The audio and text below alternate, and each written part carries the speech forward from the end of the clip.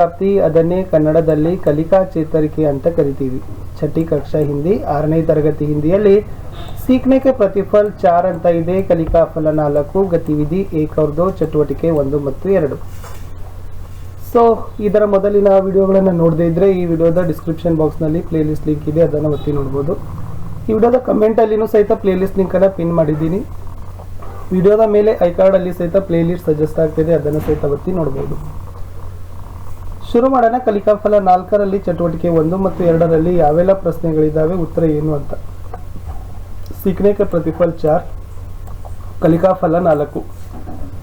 चित्र देखकर संदर्भानुसार सरल शब्दों की ध्वनियों को सुनकर उच्चारण करेंगे. ಚಿತ್ರಗಳನ್ನು ನೋಡ್ತೀರಿ, ಸಂದರ್ಭೋಚಿತವಾಗಿರ್ತಕ್ಕಂಥ ಸರಳವಾದ ಶಬ್ದಗಳ ಧ್ವನಿಗಳನ್ನು ಕೇಳಿ ಉಚ್ಚಾರಣೆಯನ್ನ ಮಾಡ್ತಕ್ಕಂಥ ಸಾಮರ್ಥ್ಯವನ್ನು ನೀವುಗಳು ಗಳಿಸ್ತೀರಿ ಅಂತಕ್ಕಂಥದ್ದು ಕಲಿಕಾ ಫಲ ಇತ್ತು. ಗತಿವಿಧಿ 1, ಚಟುವಟಿಕೆ 1. योगासन का परिचय देना ಅಂತ ಇದೆ. 4.1 ನಲ್ಲಿ ಕೋಷ್ಟಕ में दिए गए उचित शब्द से रिक्त स्थान भरो ಅಂತ ಇದೆ.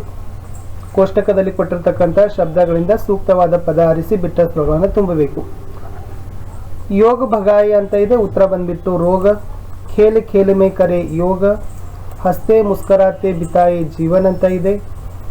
ಆಹಾರ ವಿಹಾರ ಫಲ ಸಬ್ಜಿ ಅಂತಕ್ಕಂಥದ್ದು ಸರಿಯಾದ ಉತ್ತರ ಇತ್ತು. ನೆಕ್ಸ್ಟ್ 4.2 ದಲ್ಲಿ नीचे लिखे शब्दों को ध्यान से पढ़ो और लिखो. ಈ ಕೋಷ್ಟಕದಲ್ಲಿರ್ತಕ್ಕಂಥ ಶಬ್ದಗಳನ್ನು ಓದಬೇಕು ಮತ್ತು ಬರಿಬೇಕು.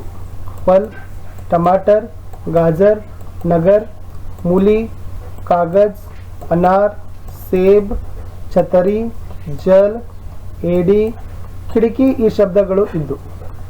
4.3 ಯಲ್ಲಿ री की मात्रा वाले शब्दों को दोहराते हुए लिखो. ಇವು ಏನಾಗಿದಾವಪ್ಪ ಅಂದ್ರೆ ರೀ ಸ್ವರ ಚಿಹ್ನೆಯನ್ನು ಹೊಂದಿರತಕ್ಕಂಥ ಶಬ್ದಗಳಿದಾವೆ. ಇವುಗಳನ್ನ ಮುಂದೆ ಇರ್ತಕ್ಕಂಥ ಜಾಗದಲ್ಲಿ 2 ಸಾರಿ ಬರೀಬೇಕು ಮತ್ತು ಓದಬೇಕು ಅಂತ ಹೇಳಿದ್ದಾರೆ. ವೃಕ್ಷ, ಮೃಗ, ಪೃಥ್ವಿ, ಕೃಷ್ಣ, ನೃತ್ಯ ಮತ್ತು ಕೃತ ಅಂತಕ್ಕಂಥ ಶಬ್ದಗಳು ಆಗಿದ್ದು. 4.4 ಅಲ್ಲಿ ನೀಚೆ ಲಿಖೆ ಶಬ್ದೋं को ध्यान से पढ़ो. ಕೋಷ್ಟಕದಲ್ಲಿ ಇರ್ತಕ್ಕಂಥ ಶಬ್ದಗಳನ್ನ ಗಮನವಿಟ್ಟು ಓದಬೇಕು.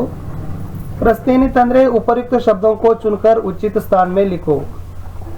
ಏಕಿ ಮಾತ್ರ ವಾಲೆ ಶಬ್ದ ಅಂತಿದೆ. ಕೋಷ್ಟಕದಲ್ಲಿ ಎ ಮಾತ್ರ ವಾಲೆ ಶಬ್ದಗಳು ಯಾವಿದಾವೆ ಅಂತ ಕೇಳಿದ್ದಾರೆ. ಉತ್ತರ ನೋಡೋದಾದ್ರೆ ಶೇರ್ ಇದೆ, ದೇಶ್ ಇದೆ, ಜಲೇಬಿ, ಸಹೇಲಿ, ಹವೇಲಿ, ವೇತನ್, ಸವೇರಾ, ಹತೇಲಿ, ರಮೇಶ್, ಪಹೇಲಿ ಇವೆಲ್ಲ ಏನಾಗಿದ್ದವಪ್ಪ ಅಂದ್ರೆ ಎ ಮಾತ್ರ ವಾಲೆ ಶಬ್ದಗಳು ಆಗಿದ್ದವು. ಮುಂದೆ ಏನ್ ಕೊಟ್ಟಿದ್ದಾರೆ, ಐಕಿ ಮಾತ್ರ ವಾಲೆ ಶಬ್ದ ಲಿಖಿ ಅಂತ ಕೊಟ್ಟಿದ್ದಾರೆ. ಯಾವ ಶಬ್ದಗಳಿಗೆ ವೃತ್ತ ಹಾಕಿಲ್ಲಲ್ಲ ಅವೆಲ್ಲ ಐ ಮಾತ್ರದು ಶಬ್ದಗಳು ಆಗಿದ್ದಾವೆ. ಪೈಸಾ, ನೈನಿತಾಲ್, ಬೈಟ್ನಾ, ವೈಭವ್, ಮೈದಾನ್, ಹೈರಾನ್, ಪೈದಲ್, ಬೈಠಕ್, ತಯ್ಯಾರ್, ಬೈಗನ್, ಸದೈವ ಇವೆಲ್ಲ ಏನಾಗಿದ್ವಪ್ಪ ಅಂದ್ರೆ ಐ ಮಾತ್ರದು ಶಬ್ದಗಳು ಆಗಿದ್ದವು. ಎಸ್, ಇಲ್ಲಿಗೆ ಚಟುವಟಿಕೆ 1 ಮುಗೀತು. ಇನ್ನ ಚಟುವಟಿಕೆ 2 ಪ್ರಾಣಿ और ಪಕ್ಷಿयों का ಪರಿಚಯ ಅಂತ ಇದೆ. ಪ್ರಾಣಿ ಮತ್ತು ಪಕ್ಷಿಗಳ ಪರಿಚಯ ಅಂತಕ್ಕಂಥದ್ದು ಚಟುವಟಿಕೆ 2ರಲ್ಲಿ ಕೊಟ್ಟಿದ್ದಾರೆ. ಅದರಲ್ಲಿ ಅಭ್ಯಾಸ 4.5 ದಲ್ಲಿ ಏನ್ ಕೊಟ್ಟಿದ್ದಾರೆ ಅಂತಂದ್ರೆ ಪ್ರಾಣಿ और पक्षियों के नामों को छांटकर उचित स्थान में लिखो. ಈ ಕೋಷ್ಟಕದಲ್ಲಿರ್ತಕ್ಕಂಥ ಶಬ್ದಗಳನ್ನ ಪ್ರಾಣಿ ಶಬ್ದಗಳನ್ನ ಬೇರೆ ಮಾಡಬೇಕು, ಪಕ್ಷಿಗಳ ಶಬ್ದಗಳನ್ನ ಹೆಸರುಗಳನ್ನ ತಾವೇನ್ ಮಾಡಬೇಕು ಬೇರೆ ಬೇರೆಯಾಗಿ ಈ ಕೋಷ್ಟಕದಲ್ಲಿ ತುಂಬಬೇಕಿತ್ತು.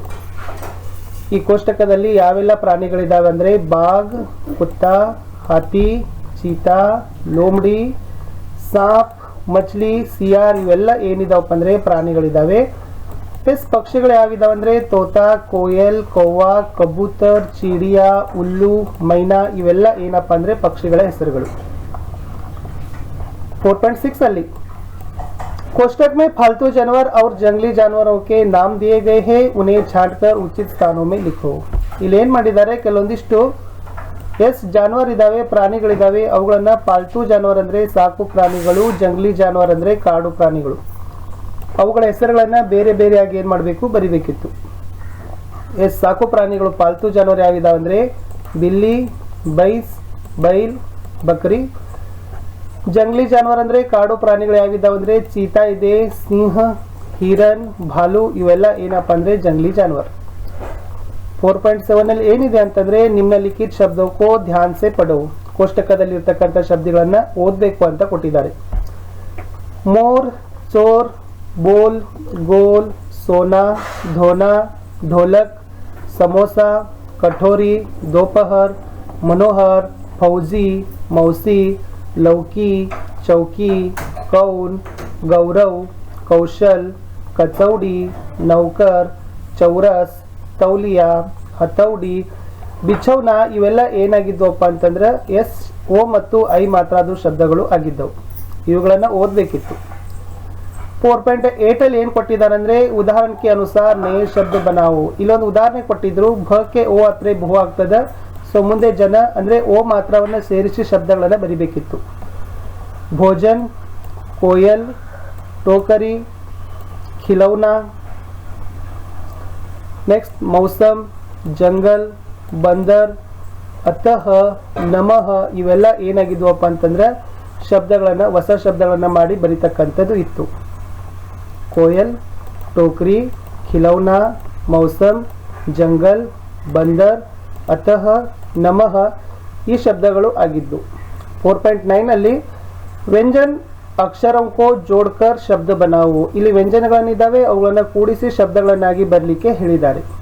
ಇದು ಸಮಯ ಇದೆ, ನಮಕ್, ಚಲನಾ, ಘನಿಯಾ, ತರಾಜು, ಬೈಠಕ್, ಬಂದೂಕ್ ಇವೆಲ್ಲ ಏನಾಗಿದ್ದವಪ್ಪ ಅಂದ್ರೆ ವ್ಯಂಜನ ಅಕ್ಷರಗಳನ್ನ ಜೋಡಿಸಿ ಬರೆಯೋದು ಇತ್ತು.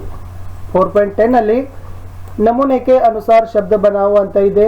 ಸೊ ಗುಲಾಬ್ ಇದೆ, ಮछली, ಎಸ್, ಸಾಬೂನ್, ದುಕಾನ್, ಟೋಕರಿ, ಕಿತಾಬ್, ಕಪಡೆ, ಭೋಜನ್. मछली, साबुन, दुकान, टोकरी, किताब, कपड़े, भोजन ಇವು ಏನಾಗಿದ್ದಪ್ಪ ಅಂದ್ರೆ ವ್ಯಂಜನ ಶಬ್ದಗಳು ಇದ್ದು. ಇನ್ನ ಅಕ್ಷರಕ್ಕೆ ಸಂಬಂಧಿತ ಶಬ್ದಕ್ಕೂ ಜೋಡೋ ಅಂತ ಇದೆ. ಈ ಕಡೆ ವಿಚ್ಛೇದ ಮಾಡಿದ್ದಾರೆ, ಈ ಕಡೆ ಶಬ್ದಗಳಿದ್ದಾವೆ, ಅವುಗಳನ್ನ ಜೋಡಿಸಬೇಕಿತ್ತು. ಇದು ಕಾಮ್, ತಾರಾ, ಗಿಲಾಸ್, ವಿಮಾನ್, ರವಿವಾರ್, ನಾರಿಯಲ್, ಮಹಾಭಾರತ್ ಇವೆಲ್ಲ ಏನಾಗಿದ್ವಪ್ಪ ಅಂತಂದ್ರೆ ಅಕ್ಷರಗಳನ್ನ ಜೋಡಿಸಿ ಬರೆಯೋದಿತ್ತು. ಕಾಮ್, ತಾರಾ, ಗಿಲಾಸ್, ವಿಮಾನ್, ರವಿವಾರ್, ನಾರಿಯಲ್, ಮಹಾಭಾರತ್ ಇಷ್ಟೇ ಇತ್ತು ಚಟುವಟಿಕೆ 2ರಲ್ಲಿ ಇರ್ತಕ್ಕಂಥದ್ದು. ಸೊ ಈ ಒಂದು ವಿಡಿಯೋದಲ್ಲಿ ಕಲಿಕಾಫಲ 4ಕ್ಕೆ ಸಂಬಂಧಪಟ್ಟಂತೆ ಚಟುವಟಿಕೆ 1 ಮತ್ತು 2ರಲ್ಲಿ ಯಾವೆಲ್ಲ ಪ್ರಶ್ನೆಗಳಿದ್ದಾವೆ, ಯಾವೆಲ್ಲ ಉತ್ತರಗಳಿದ್ದು ಅಂತದನ್ನ 6ನೇ ತರಗತಿ ಹಿಂದಿಯಲ್ಲಿ ನೋಡಿದ್ದೀವಿ. ಮತ್ತೆ ಸಿಗ್ತೀನಿ ಮುಂದಿನ ಹೊಸದಾಗಿ